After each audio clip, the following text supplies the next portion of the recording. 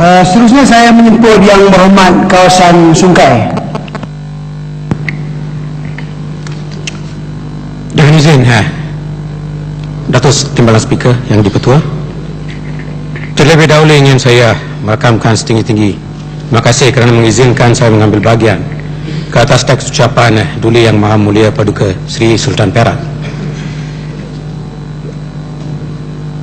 Timbalan Datuk yang dipertua, sebelum saya meneruskan dengan ucapan saya, ingin saya menyentuh berkaitan dengan peringatan 10 teks ucapan Tuanku, iaitu asnya yang mengatakan bahawa Polis Diraja Malaysia telah berjaya mengurangkan kejadian jenayah daripada 7,429 kes pada tahun 2013 kepada 6,861 kes dalam tahun 2014, dan ucap tahniah dan syabas kepada PDRM.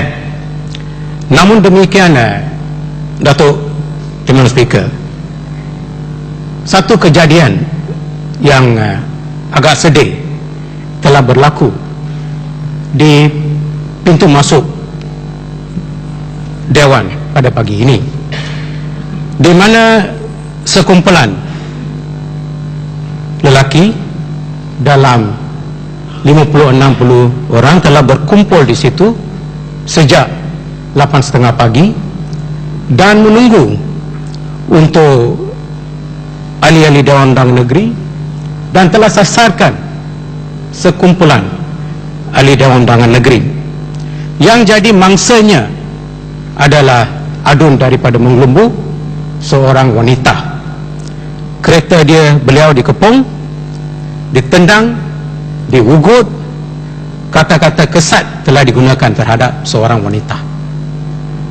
Dan perkara ini berlaku di pintu masuk Dewan Yang Mulia ini. Dan saya dipahamkan bahawa pihak PDRM ada di situ dan tidak ada tindakan daripada mereka. Saya bekerjasama dengan pihak polis sentiasa, dan IPD khasnya TAPA tidak ada masalah dengan saya. Dan tetapi bagaimanakah pihak polis boleh biar kejadian ini berlaku di luar Dewan, pintu masuk? Siapakah kumpulan ini? Saya dapat tahu kumpulan ini telah pun keluarkan SMS semalam bahawa mereka akan berada di situ, dan saya pasti pihak PDRM tahu akan mereka ada di situ.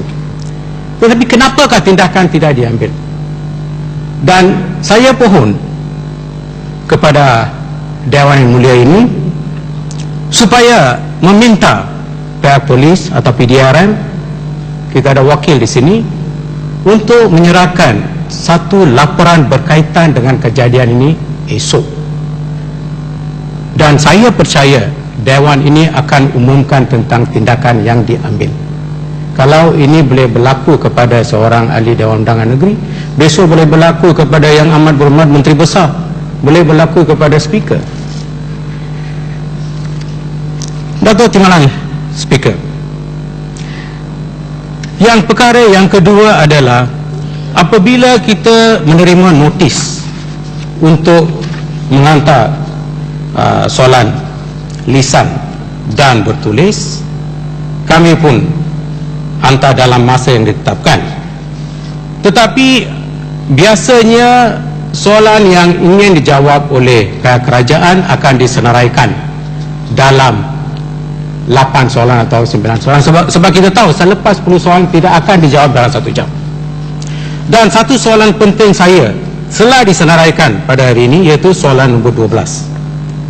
Soalan ini adalah satu soalan kepentingan awam, iaitu, dengan izin, soalan saya adalah Yang Amat Berhormat Menteri Besar Negeri Sembilan telah mengumumkan bahawa Kerajaan Negeri Sembilan akan mengkaji untuk meminda enactment Islam Negeri Sembilan supaya penganut-penganut bukan Islam yang telah berumah tangga secara undang-undang sivil, jika ingin memeluk ke agama Islam, harus menamatkan perkahwinan berkenaan di bawah undang-undang sivil terlebih dahulu sebelum memeluk agama Islam. Jika pasangan bukan Islam mempunyai anak hasil perkahwinan undang-undang sivil, dan jika salah seorang sahaja ingin memeluk agama Islam, maka beliau tidak dibenarkan memeluk anak-anak yang dilahirkan hasil perkahwinan sivil, dan tidak boleh ditukar agama ke agama Islam sehingga mencapai umur 18. Soalan saya adalah, apakah kerajaan Perak mempunyai apa-apa cadangan untuk membuat demikian di Perak, kerana masalah ini telah menjadi satu masalah yang agak rumit di Perak. Yang dibetul, Tuan Speaker, kita pernah baca beberapa kes yang berlaku di Ipoh, khasnya kes yang dibawa sampai ke Mahkamah Persekutuan, iaitu kes Indira Gandhi, di mana suaminya selepas berkahwin dengan Indira Gandhi memeluk agama Islam, dan anak berumur 2 telah dirampas, telah diculik daripada isteri tanpa pengetahuan isteri yang beragama Hindu, dan telah dimelukkan ke agama Islam. Kes berkenaan telah dibawa ke Mahkamah Tinggi Ipoh, dan anak waktu itu umur 2, sekarang dah umur lebih kurang 8, masih walaupun diminta, diperintah untuk diserahkan kepada isterinya, masih belum dikesan, masih belum diserah. Masalah yang wujud di sini, apabila perintah itu diserahkan kepada pihak PDRM, PDRM enggan bertindak kerana PDRM keliru. Adakah kita nak guna pakai perintah daripada Mahkamah Syariah, ataupun adakah kita nak guna pakai perintah daripada Mahkamah Sivil? Mana satu? Saya tak salahkan pihak PDRM, tapi mereka pun keliru sekarang. Mana satu undang-undang yang harus dipakai dalam keadaan ini? Perintah telah diperoleh daripada Mahkamah Tinggi, tetapi is unenforceable by the police. Kalau polis langsung tidak bertindak, siapa lagi yang akan bertindak dalam kes ini? Jadi Menteri Besar, yang amat berhormat Menteri Besar Negeri Sembilan nampak akan masalah ini, dan beliau mencadang, kita ini bukan mengatakan seorang tidak boleh memeluk agama Islam, itu hak dia, jangan memeluk agama Islam, hak dia. Tetapi masalah di sini adalah pasangan ataupun isteri yang tidak ingin memeluk agama Islam, apakah kedudukan dia? Akta dengan izin Divorce dan Matrimonial Act mengatakan bahawa kalau seorang ini memeluk agama Islam dan seorang lagi tidak ingin memeluk agama Islam, maka orang yang tidak memeluk agama Islam boleh memfailkan petisi penceraian di Mahkamah Sivil selepas 3 bulan. Itu saja, tidak ada apa-apa lain. Jadi ini adalah satu masalah yang rumit, bukan saja di Perak, di seluruh Malaysia. Dan soalan ini adalah satu soalan yang agak penting, dan saya berharap sangat bahawa pihak kerajaan akan menjawab soalan ini semasa pergulungan. Let us be, dengan izinnya, open-minded dan membincangkan hal yang agak penting. We cannot be closing it under the carpet, brushing it under the carpet. We have to answer it. Dengan izinnya, Dato' Yang Dipertua, Dato' Yang Dipertua, saya telah dipilih masuk ke Dewan ini pada Mac 2013, dan sejak waktu itu saya telah sering kali berucap, tak pernah tidak berucap, dan telah membangkitkan beberapa isu yang agak penting. Soalannya, adakah isu-isu yang saya membangkitkan berkaitan dengan masalah-masalah rakyat ditangani atau tidak?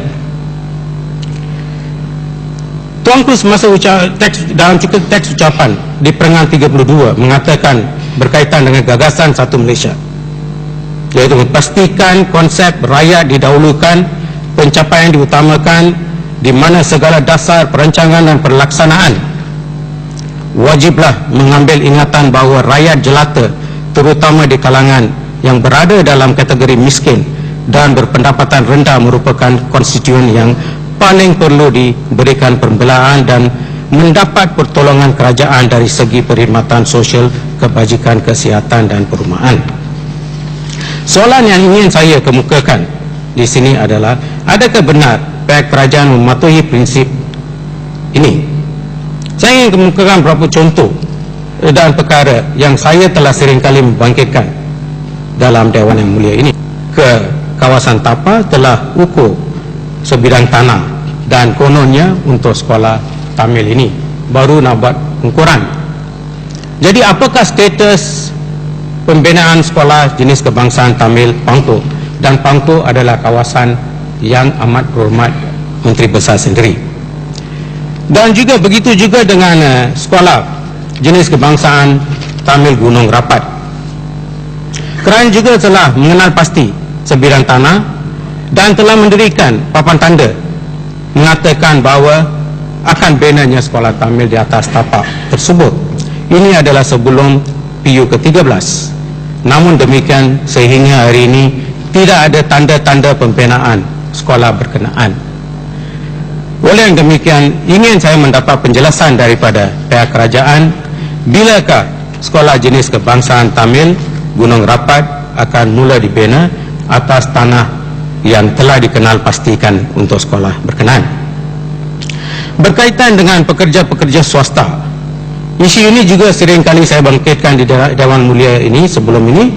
Namun demikian, sejak ucapan saya pada persidangan yang lepas, pihak kerajaan telah melalui MMK telah menubuhkan satu jawatan kuasa khas yang diketuai oleh Yang Berhormat Exco bagi sumber manusia, iaitu Yang Berhormat Air Kuning, dan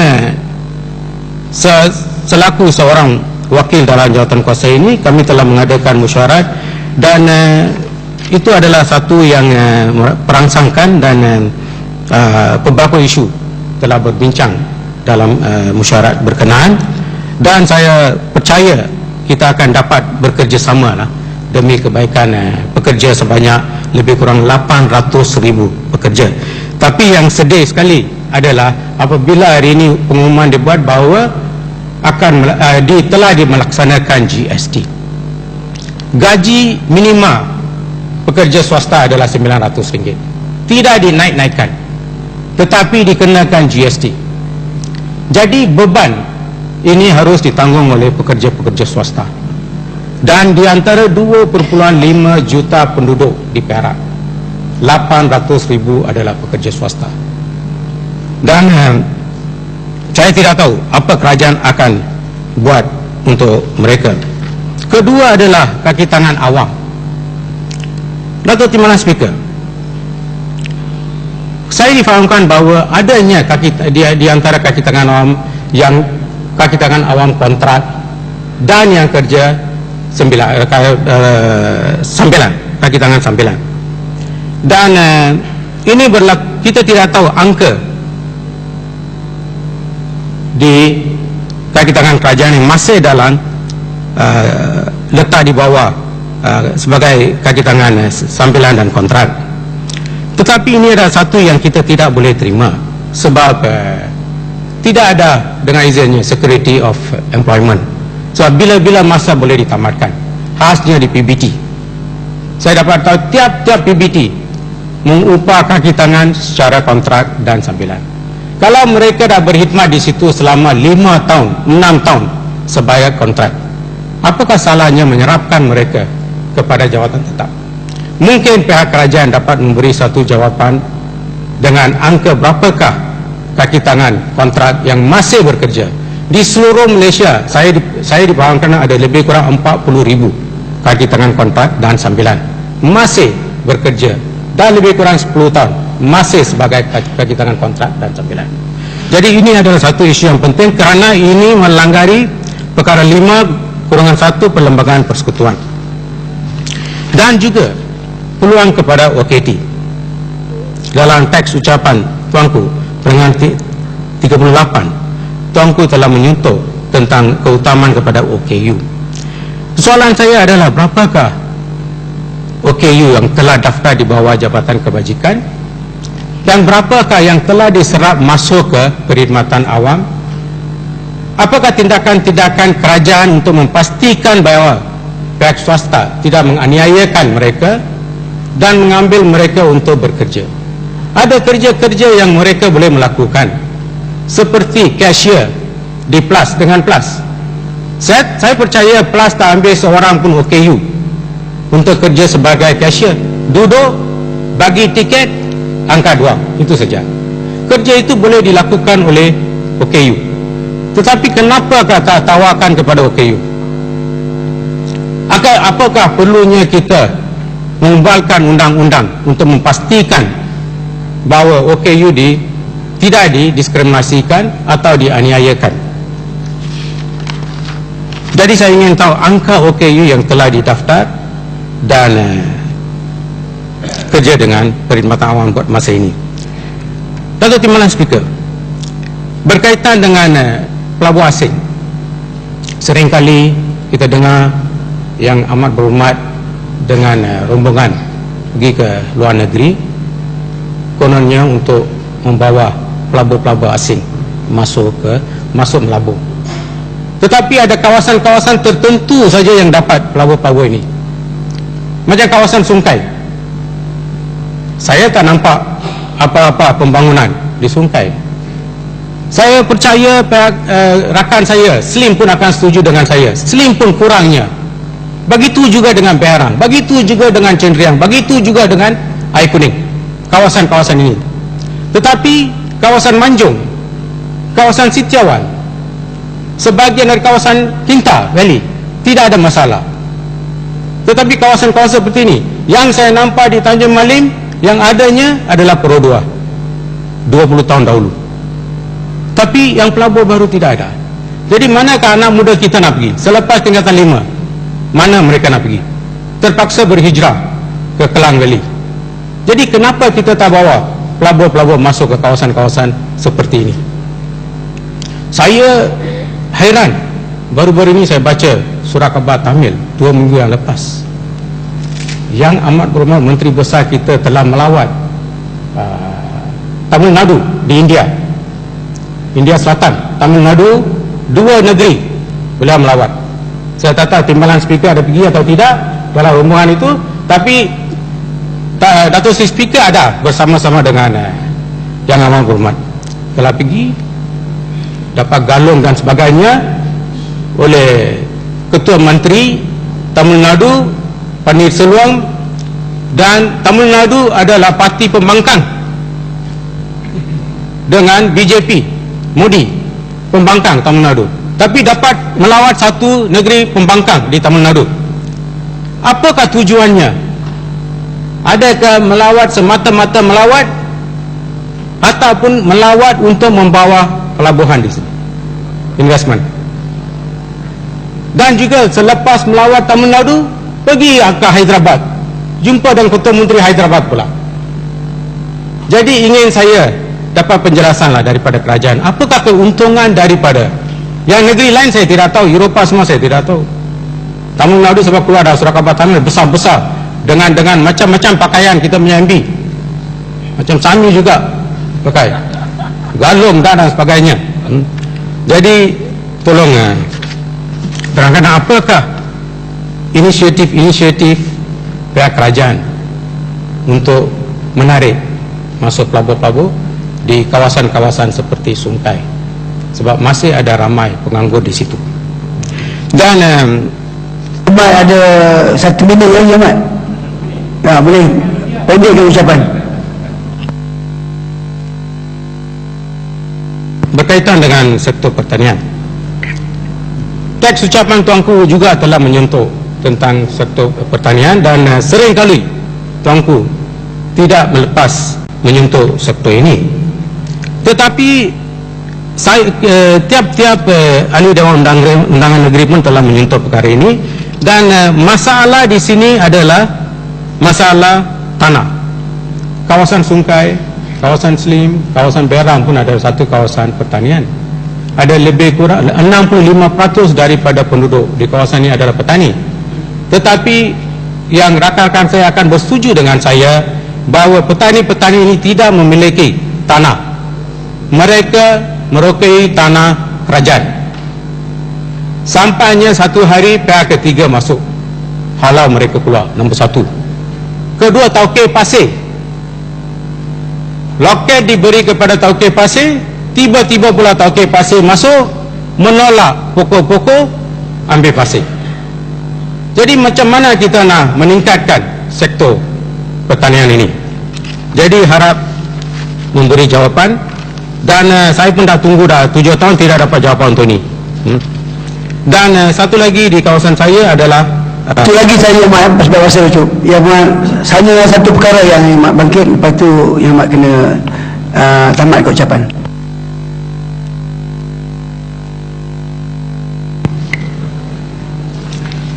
berkaitan dengan pelancongan di kawasan Sungai. Kawasan yang kita terkenal adalah Hot Spring, Sungai Hot Spring. Saya telah melawat Sungai Hot Spring, dan pelancong yang datang ke sini adalah pegawai kerajaan untuk mengadakan kursus, itu saja. Tetapi pada hari Sabtu Ahad ada pelancong daripada Kuala Lumpur dan sebagainya datang ke satu, tetapi keadaannya agak teruk. Jalan masuk ke Hot Spring itu sempit, agak teruk. Apabila saya tanya Felda kata itu adalah kawasan mereka. Jadi terpulang pada Felda, adakah mereka nak membangunkan atau tidak? Apakah Exco pelancongan telah mengkaji untuk menaik taraf kawasan melawat ini, dan juga adakah pihak pelancong Exco pelancong mempunyai apa-apa cadangan masa depan untuk menaik taraf waterfall di Bido? Sebab waterfall di Bido telah ditutup sejak 20 tahun yang lepas, dan masih ada yang melawat waterfall tapi tidak dibangunkan, tidak ada kemudahan langsung tertandas dan sebagainya. Yang Muhammad masa dah habis, Mat. Saya minta Mat duduk